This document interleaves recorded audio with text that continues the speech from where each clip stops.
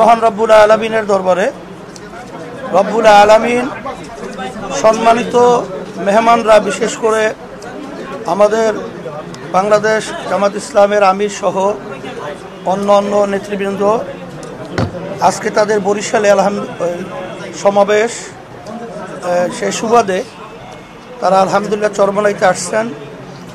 আল্লাহ শুকরিয়া। আজকে আমরা মেহমানদেরকে পেয়ে অত্যন্ত খুশি যে আল্লাহ রাব্বুল আলামিন যেন আমাদেরকে ইসলামের পক্ষে, দেশের পক্ষে, মানবতার পক্ষে আল্লাহ যেন আমাদেরকে ভালো কাজ করার তৌফিক দান করে।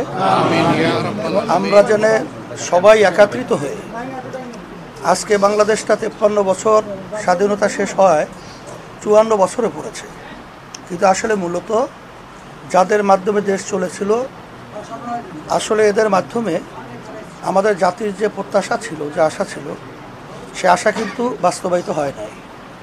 তা আমরা যেন সবাই পরামর্শ ভিত্তিক এই দেশটা যেন সুন্দরভাবে এবং ইসলামের পক্ষে, মানবতার পক্ষে কাজ করতে পারি, এই তৌফিক যেন আল্লাহ আমাদেরকে দান করে। এটা বিশেষ করে সকলে দোয়া করবেন এবং আমরাও দোয়া চাই।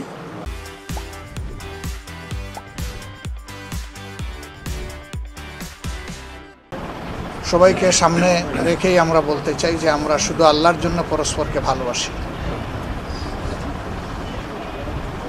আমাদের এই ভালোবাসা আল্লাহ যেন কবুল করেন। আমাদের দেশে সঠিক কতজন মানুষ আছে এর হিসাব যেগুলো ভিন্ন ভিন্ন সময়ে দেওয়া হয়, একটার সাথে আর একটা মিলে না, কিন্তু আমরা ধারণা করি যে এই সংখ্যাটা 18 কোটির কম বেশি হবে। এই 18 কোটি বনি আদমের মধ্যে শতকরা 100 জনের মধ্যে 91 জন তারা নিজেকে মুসলমান হিসেবে পরিচয় দিয়ে স্বাচ্ছন্দ্য বোধ করেন,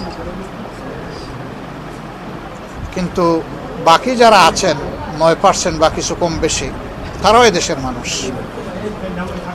ভিন্ন ভিন্ন ধর্মের তারা অনুসারী।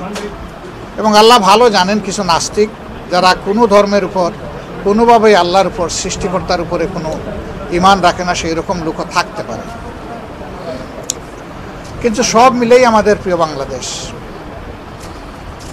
ইতিমধ্যেই পীর সাহেব বলেছেন যে স্বাধীনতার একে 54 বছর চলে গিয়েছে, কিন্তু দেশ, আমরা একটা স্বাধীন দেশ হিসাবে যে মর্যাদায় থাকার দরকার, এটা আমরা পাইনি। এবং এটার মূল কারণ হলো দুটো জিনিস, আমরা সবসময় বলে থাকি, একটা দুর্নীতি আর একটা দুঃশাসন। তো যেখানে আল্লাহ তাআলার দেওয়া বিধান থাকবে না, দুর্নীতি সেখানে অবশ্যম্ভাবী, দুঃশাসনও সেখানে দুর্নীতির হাত ধরে আসবেই। এই দুই যন্ত্রণা থেকে মুক্তি পাওয়ার একমাত্র পথ হচ্ছে আল্লাহর বিধান। সেই আল্লাহর বিধানের উপরে যারা আমরা বিশ্বাস করি, আমি বিশ্বাস করি যে 91% মানুষই বিশ্বাস করি।